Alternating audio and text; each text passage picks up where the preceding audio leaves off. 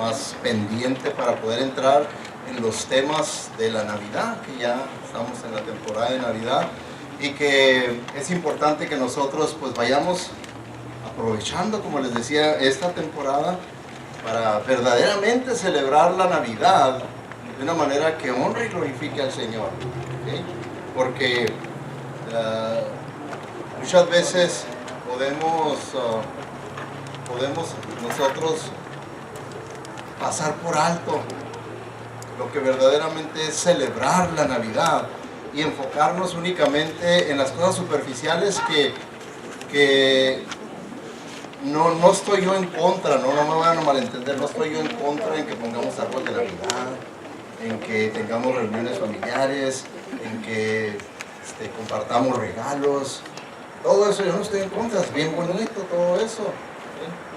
A mí me gusta, pero lo que yo estoy advirtiéndoles que tengamos cuidado, que no sea eso todo lo que sea la Navidad para ustedes. Eso es nada más lo superficial de la Navidad. Ese no es el corazón de la Navidad, de verdaderamente celebrar la Navidad. Es decir, pues ya cenamos, ya engordé, ya... Eso no es todo el propósito de la Navidad, los comilitones. Entonces, vamos a estar viendo, ¿verdad? Y haciendo una comparación a los tiempos bíblicos de cómo, si se fijan el título, es no esperaban su venida. Cuando Jesucristo nació, nadie esperaba su venida. Se perdieron completamente esa primera Navidad, porque esa fue la primera Navidad y se la perdieron completamente. Y vamos a estar viendo cuáles fueron las razones por las cuales se la perdieron y comparándola cómo nosotros también nos la podemos perder. La Navidad hoy, no la podemos perder también hoy. Había razones circunstanciales en ese tiempo que también son circunstanciales para nosotros en este tiempo, pero que nos la podemos perder completamente y no verdaderamente aprovechar esta temporada para verdaderamente celebrar la Navidad, verdaderamente celebrar la Navidad, ¿okay? Ahora, van a tener en este mensaje que poner lo doble de atención, porque allá adentro, pues, el PowerPoint, ¿verdad? Ahí les puedo poner los versículos, y entonces cuando ustedes ya los leen y están subrayados y con énfasis, pues ya los entienden mejor. Pero ahora no los van a poder ver, ahora van a tener que escucharlos con atención, porque yo los voy a leer, ¿okay? Entonces, con más razón, ustedes van a tener que estar alertas con su vecino, cuando cayó, cuando durmió, ¿verdad? Cuando anda cayendo, ¿verdad? Con más razón van a tener que cuidarlos y cada quien sabe lo que tiene, ¿verdad? Si usted sabe que su cónyuge padece de esa ratita, pues cuídelo bien, cuídelo, ¿sí? No lo deje caer, porque para eso se casaron, uno tiene que proteger al otro, ¿verdad? Protéjalo. Por eso casi estaba yo interesado, si hubiera habido sombra, que todos los que tienen ese problema se sentaran en estos lugares. ¿Se los ven? ¿Se fijan? Ahí no se pueden recargar para nada. Ahí el que cae, cayó, ya se supo, ¿verdad? Ya se supo. Pero bueno, se nos vino el sol y me echaron a perder mi plan, ¿verdad? Pero bueno, ok, vamos a ver, ¿qué es lo que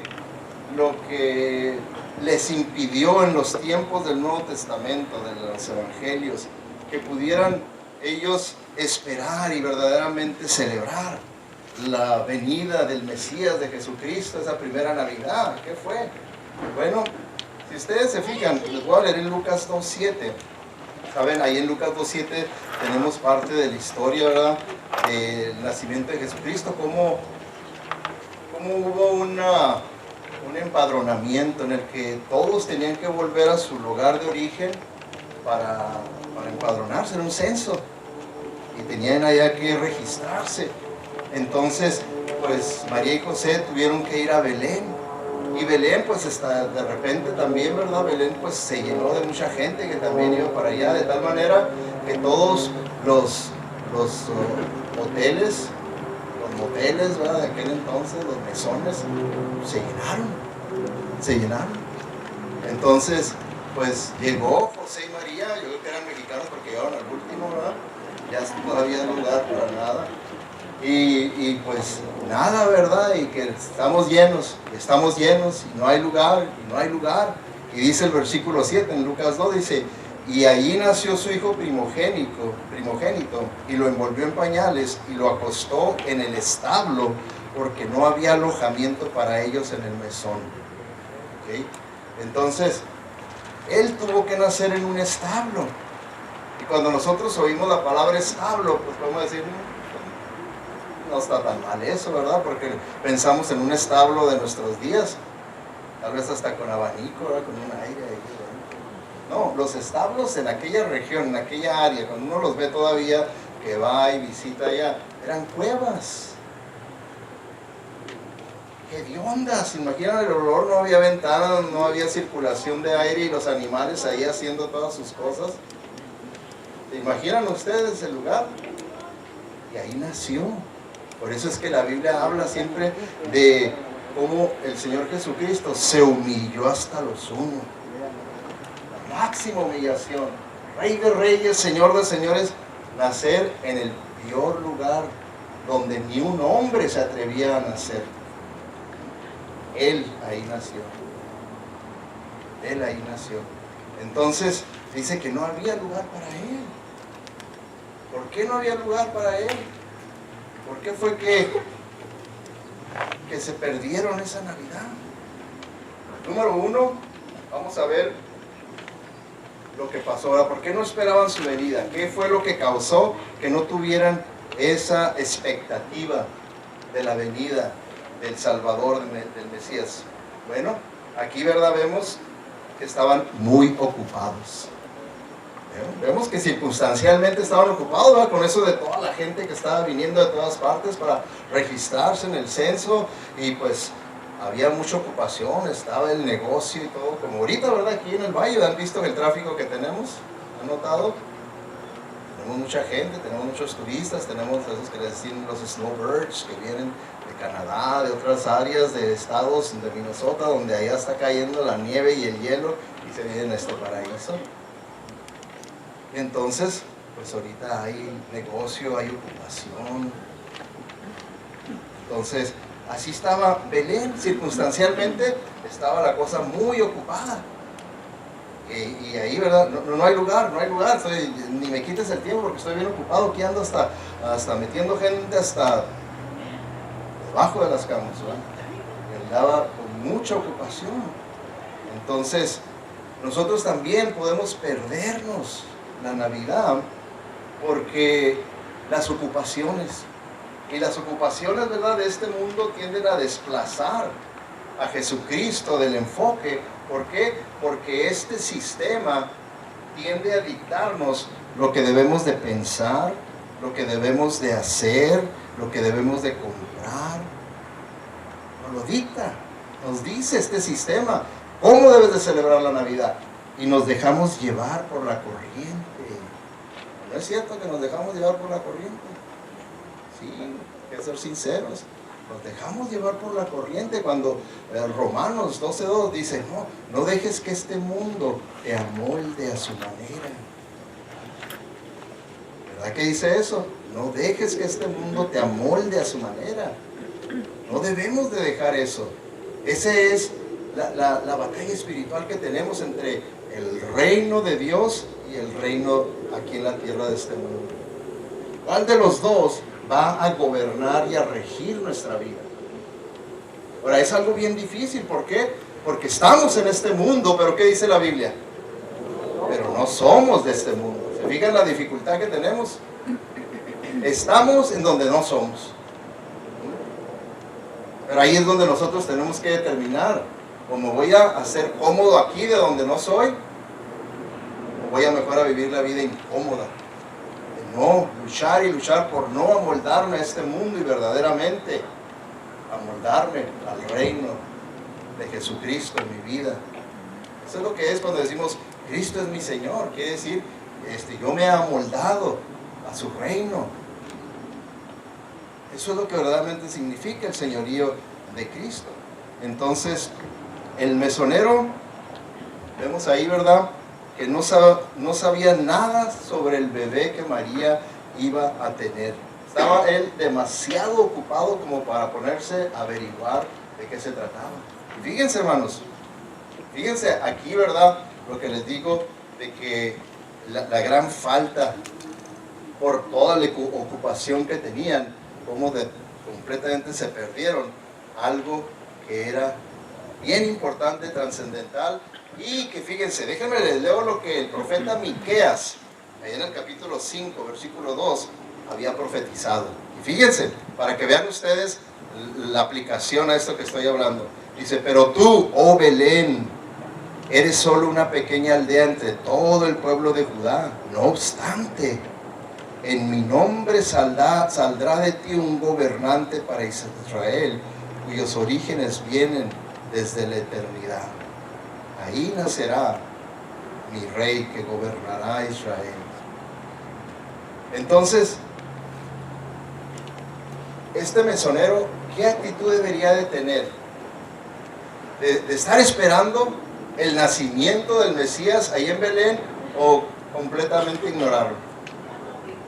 Porque fíjense, vamos a aplicarlo aquí a nosotros para que vean ustedes que el gran descuido. ¿Qué si hubiera una profecía en el Nuevo Testamento que dijera que el Mesías en su segunda venida primeramente iba a venir aquí a la ciudad de Coachella? Que dijera así una profecía, ¿no estaría usted esperando hasta el punto de decir, pues yo vivo en Indio, yo vivo en Palm Desert, yo no voy a fallar de ir a la iglesia los domingos, porque qué si ese domingo viene el Mesías? Porque ahí dice, dijo el profeta Sergio 3:23, que en Coachella habría de venir. Pero sí había una profecía que ya por 600 años la habían conocido ellos, y eran judíos, la conocían, de que ahí en Belén, en mi pueblo, aquí en mi pueblo dice Dios que aquí va a nacer el Mesías, que aquí se va a encarnar Él. Ahora, llega alguien, ¿no creen ustedes que de perdida debería pasar por su mente que llega alguien y dice, ya, mi esposa está por tener un bebé, danos chance, danos un lugar para que pueda tener uno? ¿No creen ustedes que debería decir que sí esta es? Ya, hemos visto que aquí van a ser el Mesías, que sí es. ¿No creen que debería haber lugar para haber pensado un poquito en eso? Pero no, la ocupación que traía de todo el negocio que se traía ahí, ¿verdad? Ni siquiera por aquí le pasó lo que estaba profetizado, que ahí, en su pueblo, ahí van a ser el Mesías. Ni así. Entonces, nosotros tenemos que entender eso. ¿Por qué, hermanos? ¿Por qué también tenemos que entender eso? Porque así como ellos en aquel tiempo no esperaban la venida del Mesías, también en nuestro tiempo, hermano, ahorita no esperamos la segunda venida del Mesías. También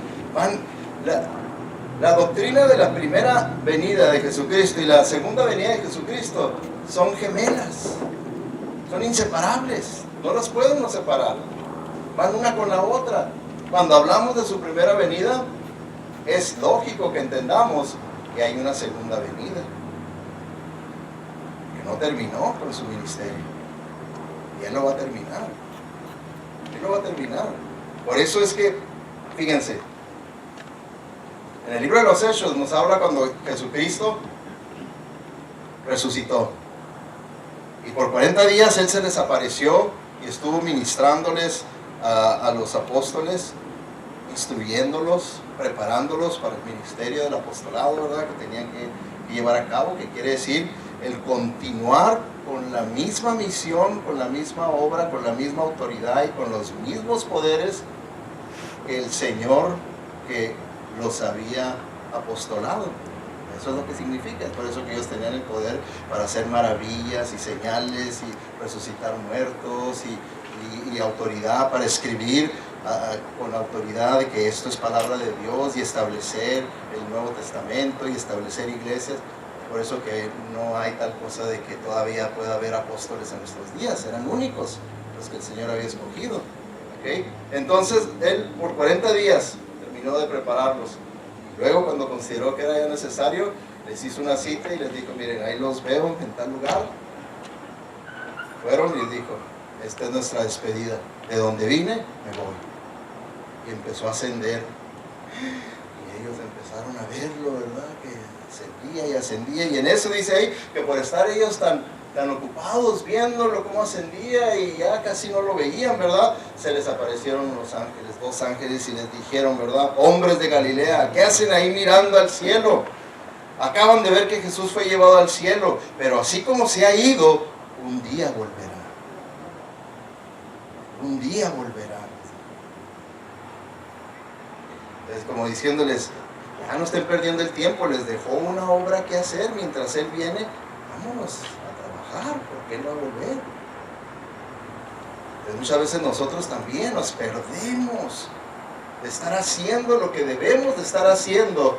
Eso es perderse la segunda venida de Jesucristo. Estamos dormidos en nuestros laureles.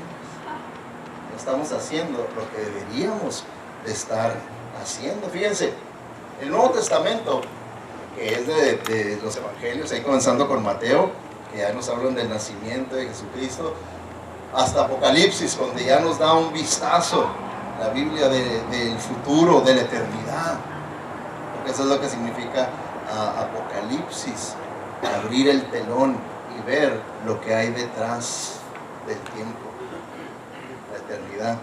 Pues podemos ver lo que va a haber en el futuro hasta la eternidad. Entonces, en ese Nuevo Testamento que tenemos hay 260 capítulos, ¿okay? Y en esos 260 capítulos hay 318 menciones de la segunda venida de Cristo. Entonces, no es una enseñanza que esté por ahí escondida, oculta en el Nuevo Testamento. Es una enseñanza prominente, que si ustedes se fijan, los mismos apóstoles, ellos, como nadie sabe el día que va a venir Jesucristo, ellos escribían y daban instrucciones con urgencia, como que ya viene, apúrense, ordenen sus vidas, sálvense, disciplínense, santifíquense, porque en cualquier momento va a aparecer. Ellos lo sentían como que ya, lo acabamos de ver que se va, pero en cualquier momento va a volver. Así es como vivían ellos, con esa expectativa. Pero como ya sucedieron 2000 años, poco a poco hemos ido relajándonos y relajándonos y relajándonos de tal manera que cuando oímos de que Cristo vuelve, pues sí, pero ¿cuándo? Ya está. Díganme ustedes cómo se oía en el Antiguo Testamento, antes del cumplimiento de la profecía de que el Cristo habría de nacer de una virgen. ¿Cómo se oía? ¿Como algo realista o como ciencia ficción? Díganme ustedes, de veras. Ciencia ficción, ¿verdad? Dice, ay, una virgen, ¿qué, hombre? ¿Qué cuento es ese? ¿Se cumplió la profecía? Al pie de la letra se cumplió. Ahora, cuando vemos las profecías que Cristo viene, hay quienes dicen, y más cuando ven películas sobre la segunda venida de Jesucristo, hijo, ¿y te creen esa ustedes? ¡Qué bárbaros! Ustedes creen ciencia ficción, ¿no? ¿Se la creen esa? Igual, la gente se sigue también no creyendo. Hasta gente que va a la iglesia y a una iglesia cristiana deciden qué creer y qué no creer según su grado y su nivel de educación. Mientras más ignorante estés, pues más vas a creer en la Biblia. Mientras más educado estés, pues no más ciertas cosas crees en la Biblia, ¿verdad? Tú decides cuáles son las que sí son creíbles y las que no son creíbles. Entonces, tienen que tener en cuenta eso, porque en Lucas 12:37 dice, los siervos que estén listos a la espera del regreso de su Señor serán recompensados. Les digo la verdad, Él mismo les indicará dónde sentarse, se pondrá el delantal y les servirá mientras están a la mesa y comen. ¡Wow! ¡Qué cuadro era tan bonito de cómo el Señor va a tener una relación tan íntima de siervo con nosotros, pues dice que nos va a recompensar. ¿A quiénes? A los que estén listos y a la espera de su regreso. ¿Está usted listo? ¿Y está usted expectante a la venida del Señor? O ni por aquí le pasan semanas y meses, ni por aquí le pasa de que si hoy viene el Señor. Así como al mesonero, le pasó aquí por la cabeza que si este bebé que van a nacer es el Mesías. Le pasó por la cabeza y lo tenía enfrente, ahí enfrente. ¿No creen ustedes que nos pueda pasar a nosotros lo mismo? Que tengamos a unas horas, a unos días, a unas semanas la venida del Señor y que por aquí ni siquiera nos haya pasado el pensamiento de que Él va a venir y estemos preparados para nada, porque va a venir. Ahora, pues hay señales, así como dio señales de la primera venida, hay señales para la segunda venida. Una de las señales principales, hermanos, que esa señal es la que nos debe a nosotros, que la Biblia misma nos enseña, nos debe a nosotros poner alertas y decir, ya puede ser en cualquier momento, porque esta señal es una de las señales determinantes de que en cualquier momento el Señor puede venir. Y no son las señales de los terremotos y que las catástrofes y todo eso, pero no, esas no es las determinantes. Dice la Biblia que la determinante es cuando nosotros veamos que ese pueblo de Dios, Israel, que fue esparcido por todo el mundo a causa de la persecución, el Señor lo vuelve a juntar y lo vuelve a llevar a Israel y a establecerlo como una nación. ¿Sucedió o no ha sucedido eso? ¿Sí o no? Sí, usted puede ir ahorita y visitar Israel, ir y visitar Belén, y ahí está. ¿Cuál creen ustedes que es el pleito entre palestinos y los judíos? Todo eso es lo que se está cumpliendo. Y una vez que vimos eso, que se cumplió, que volvió en 1948, que se estableció una vez más Israel como una nación y vinieron de la diáspora, de la dispersación y volvieron a la tierra, dice el Señor, levanta tu cabeza en alto porque el Señor ya viene. Levanta tu cabeza en alto. O sea, quiere decir, ya estate listo. La cosa está cerca ya. Es por eso que todo lo que está pasando allá debe ser nuestro termómetro que indica la venida del Señor, que tan cerca se está. Todavía sigue siendo Israel ese termómetro profético de su venida. ¿Pero qué pasa? Muchas veces nos pasa todo eso por alto y ni siquiera estamos a la espera del regreso de nuestro Señor.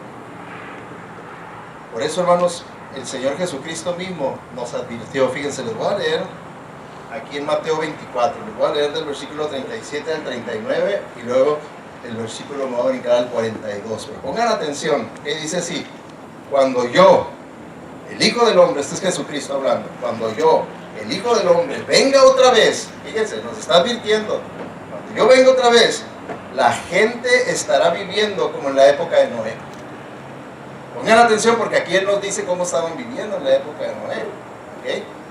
Entonces nos está dando señales de cómo vamos a estar. Y dice, versículo 38, en esos días, antes del diluvio, la gente disfrutaba de banquetes, fiestas y casamientos.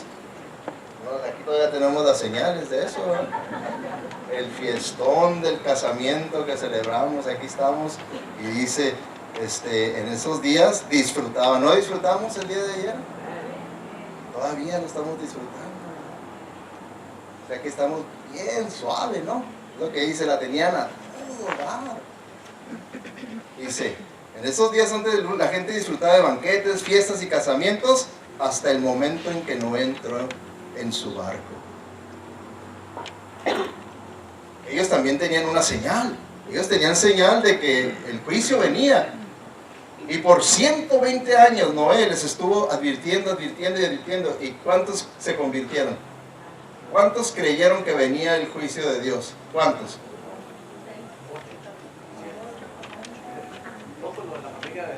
Nadie se convirtió en sus 120 años que predicó, nadie se convirtió, porque los que estaban con él ya estaban con él, su familia ya estaban con él.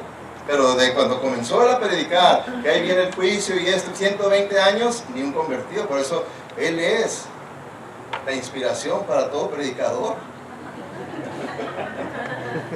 Los lunes, cuando quiero firmar la renuncia, me acuerdo de Noé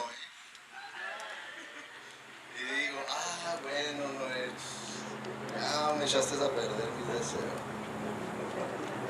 vamos a seguir pues adelante. De perdida a cumplir 120 años. O ser el arca, ¿verdad? Bueno, entonces, fíjense, versículo 39, lo que continúa advirtiendo, nos dice, y no entendieron hasta que vino el diluvio.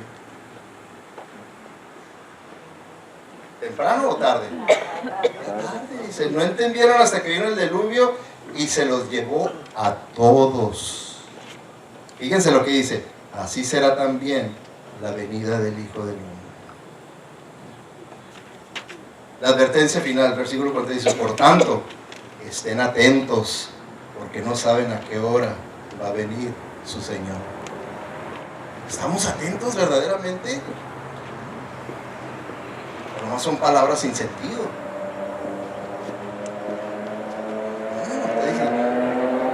¿Estás tú esperando su venida y viviendo de tal manera que verdaderamente refleja que tú esperas al Señor en cualquier momento y estás listo para confrontarte con Él, para presentarte, para recibirlo sin ninguna vergüenza, sin nada de qué avergonzarte? Eso es estar listo, eso es estarlo esperando, estarte preparado verdaderamente,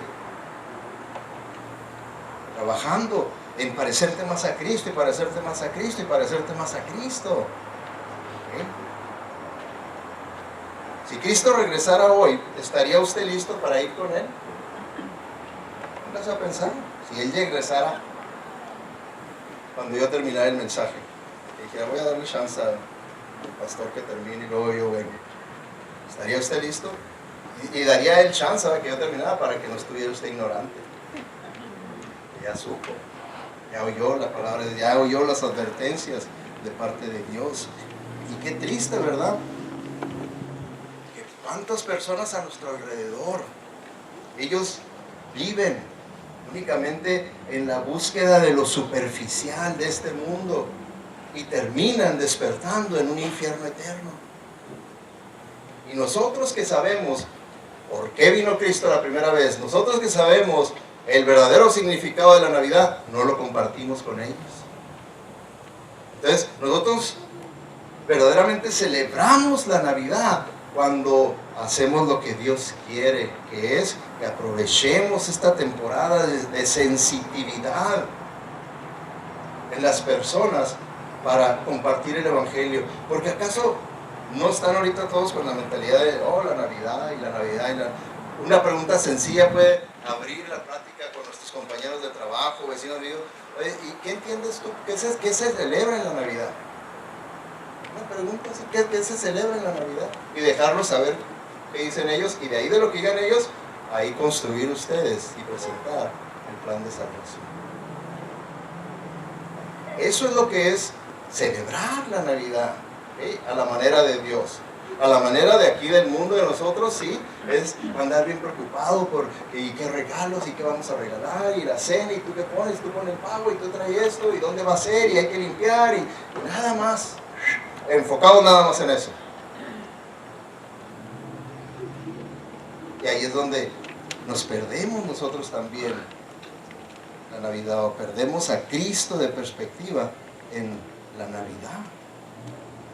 Es como, ¿se acuerdan que en otros años les he platicado?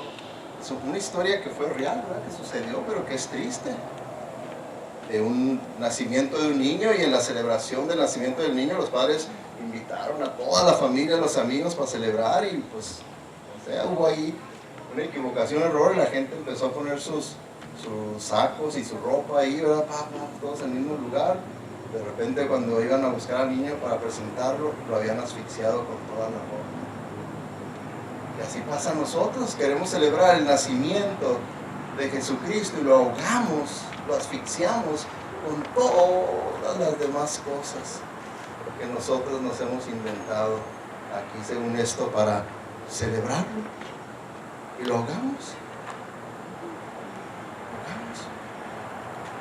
Entonces, todo eso, ¿verdad? ¿Qué es lo que estamos viendo? Toda esa ocupación, la ocupación en aquellos tiempos hizo que se perdieran la Navidad. Y también a nosotros nos puede hacer que nos perdamos la Navidad, ¿verdad? Así es que estemos con cuidado de esto.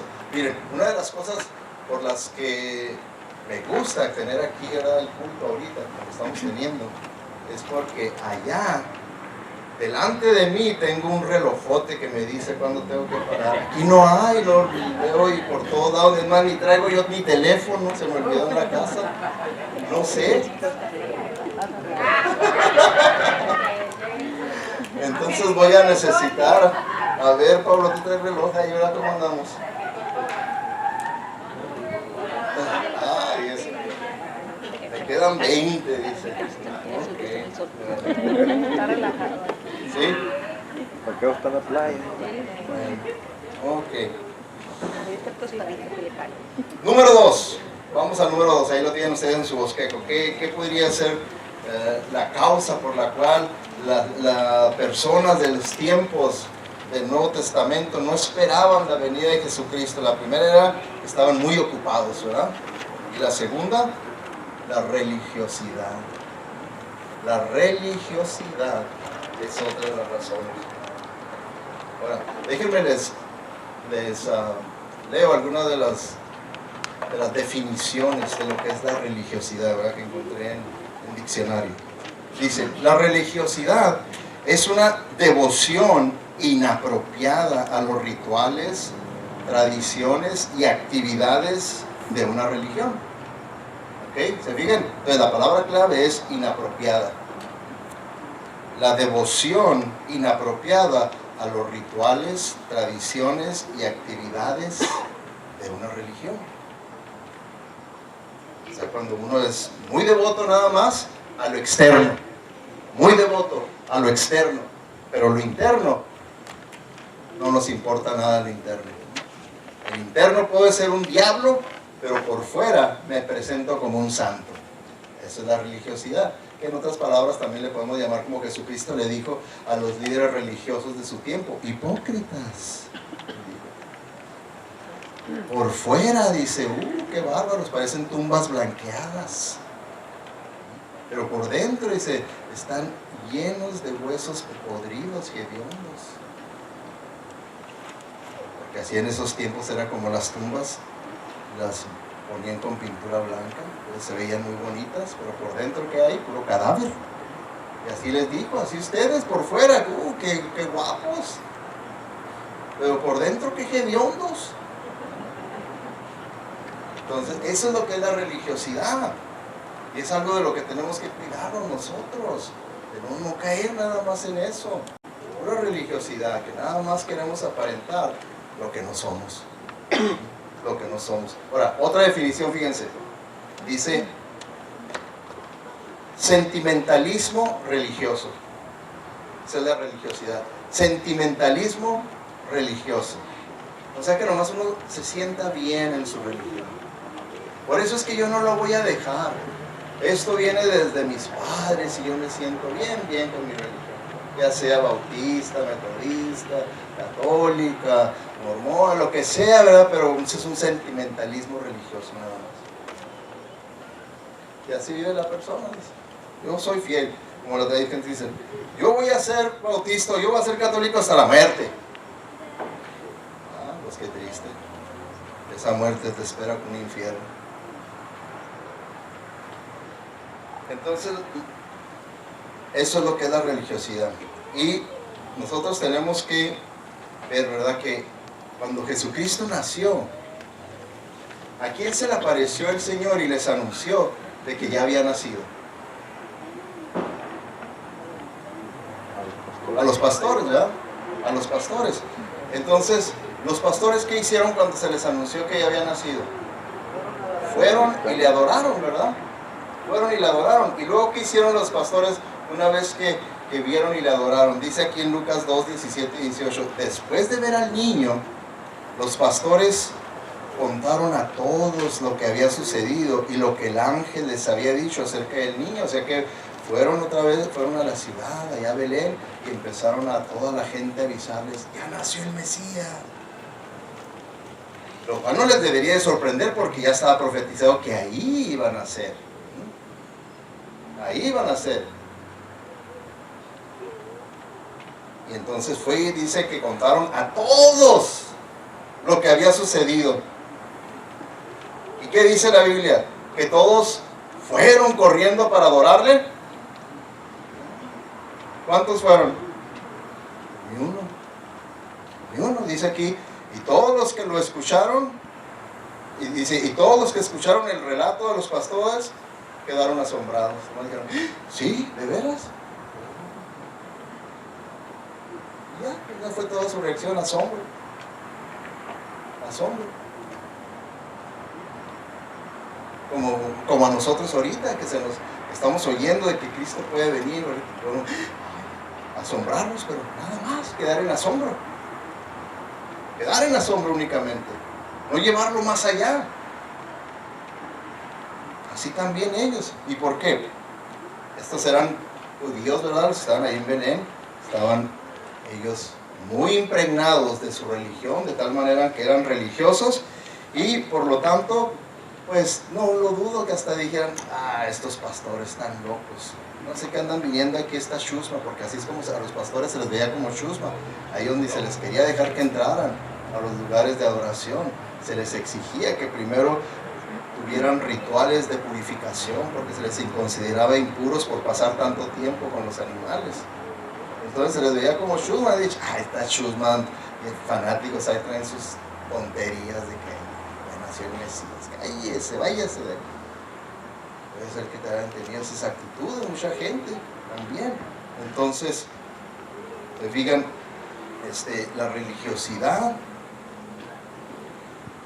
es algo que nunca debe de caracterizar a un seguidor de Jesucristo, pero por desgracia, a veces es algo que nos caracteriza a nosotros, que nos conformamos más y nos sentimos más cómodos con la religiosidad. ¿Por qué? Porque la religiosidad se siente cómoda con la carne, con la naturaleza de nosotros humana. Se sienten como uña y carne. Pero, hermanos, acuérdense, la religiosidad es una falsificación de Satanás. Es una falsificación de Satanás. ¿Por qué? ¿Qué es más fácil? ¿Que Satanás lo convenza a usted a que se envuelva en el ocultismo? ¿En la magia negra? ¿O que se envuelva nomás en religión? ¿En qué será más fácil que lo convenza a usted? Que se mete en religión nada más. Pero el resultado va a ser lo mismo. Eso es lo que es el engaño. El resultado exactamente lo mismo.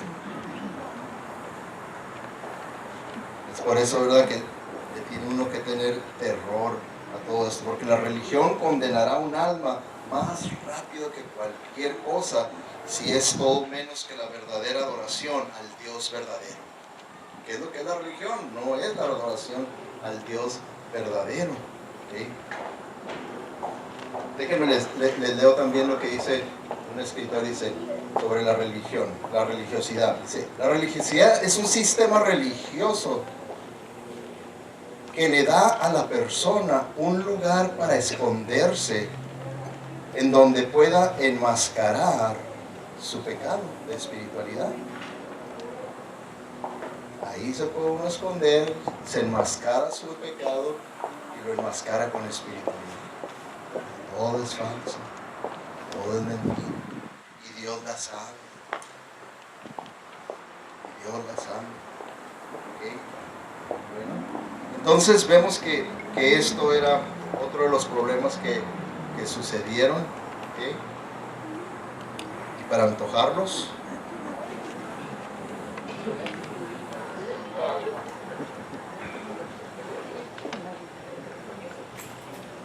¿Ven? Para la siguiente ustedes se vienen acá.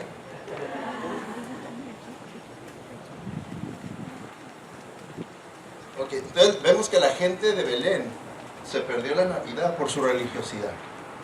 Oyeron y ellos se sentían conformes con su religiosidad, estaban contentos. Por eso, no sé si ustedes han encontrado, yo he encontrado personas que me dicen, mire, yo estoy a gusto donde estoy, aquí estoy bien. Así es que muchas gracias por su invitación, muchas gracias por sus palabras, pero yo no quiero confusión, como si estuvieran, la verdad.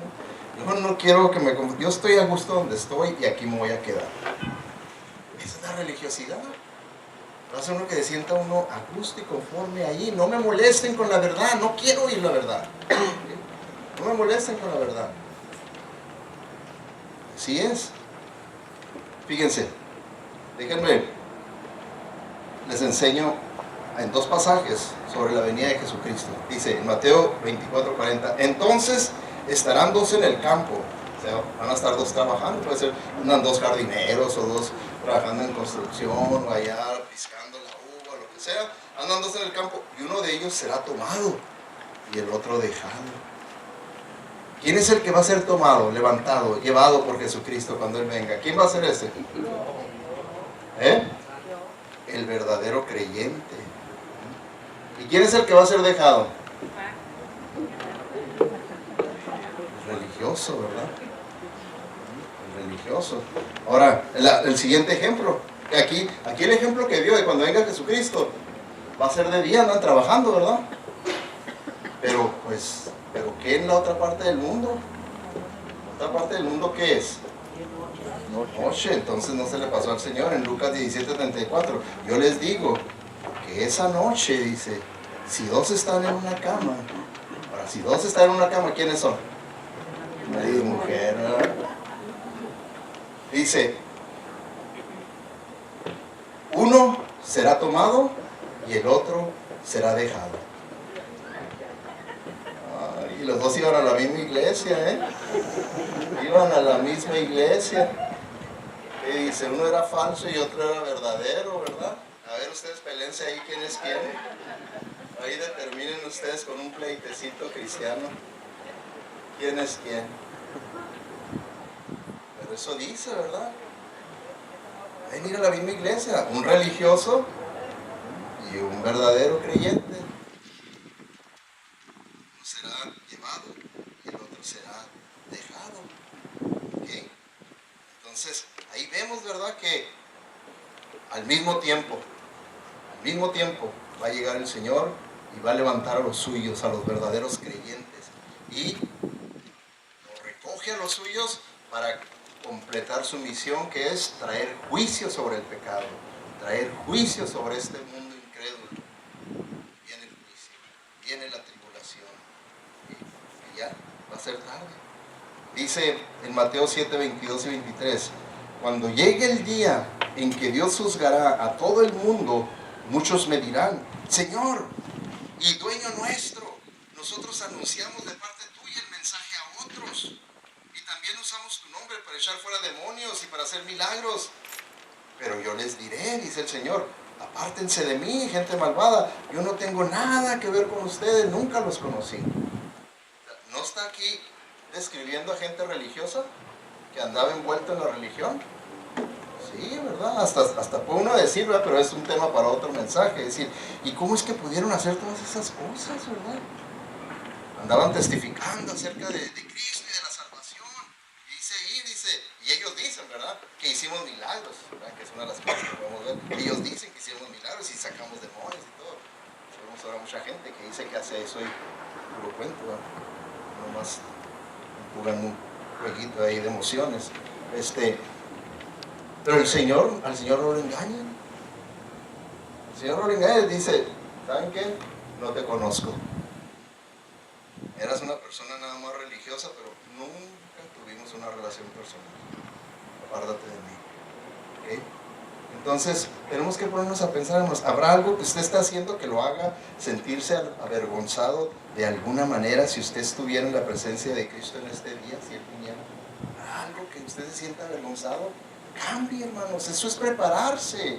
Cuando hablamos de estar preparados y celebrar la Navidad, de esto se trata, hermanos, de verdaderamente trabajar en nuestra vida espiritual, prepararnos, que haya amor, que haya pasión por el Señor, que haya interés por salvar a los perdidos que están allí a nuestro alrededor, a su oikos. ¿Cuánto he batallado por decirles, hermanos, el oikos, hagan su oikos, inviten a su gente? Y lo único que ha pasado es que vamos para abajo y para abajo y para abajo, cerrándose las pocas casas que se habían abierto. ¿Estamos verdaderamente celebrando y esperando la venida del Señor de esa manera? Hermanos, vamos religiosos. Eso es lo que es, estamos religiosos y eso es la carne. Por eso es que les insisto tanto en el discipulado para trabajar en este gran enemigo y poderoso que tenemos aquí adentro de nosotros, nuestra carne, naturaleza pecaminosa. Por eso, entonces, tenemos nosotros que tomar eso en consideración.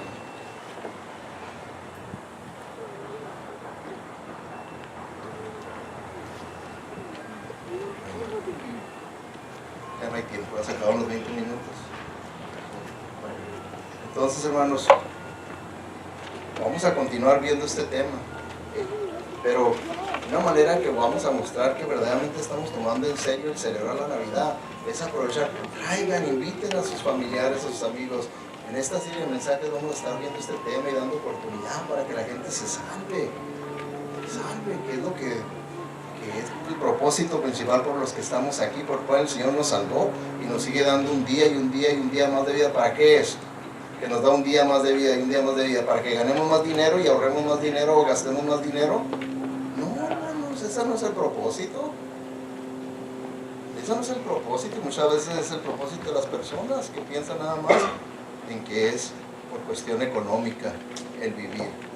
No, es para que alcancemos a las personas que el Señor ha puesto en nuestro camino, los alcancemos para Cristo.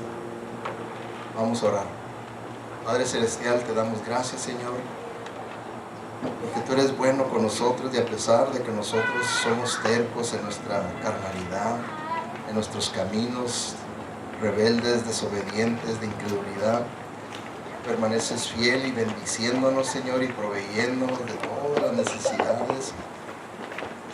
Señor, ayúdanos para que en esta temporada podamos enfocarnos seriamente en una celebración bíblica, compartiendo con aquellos que tú pones en nuestro camino el verdadero significado de la Navidad, que nosotros, tus hijos, lo sabemos muy bien. Que lo podamos compartir, Señor, que podamos compartir la realidad de tu propósito de venir para buscar y salvar al perdido. Y ellos están perdidos, no te conocen, no saben de ti, Señor, y están esperando a que nosotros te presentemos a ellos. Danos ese entendimiento, Señor, para no perder el tiempo y enfocarnos únicamente en las cosas superficiales de esta vida, Señor, y que nos enfoquemos en las cosas espirituales, en tu reino, Señor. Perdónanos, Señor, límpianos de nuestra maldad. Y gracias porque tú siempre nos estás dando oportunidad para que rectifiquemos y hagamos tu voluntad. Confiamos en el poder de tu Santo Espíritu en nosotros para hacerlo. No confiamos en nosotros, Señor, en nuestra carne, sino en tu Espíritu. Te damos la honra y la gloria y la alabanza a ti, Señor, porque eres el único digno. En el nombre de Cristo Jesús te lo pedimos.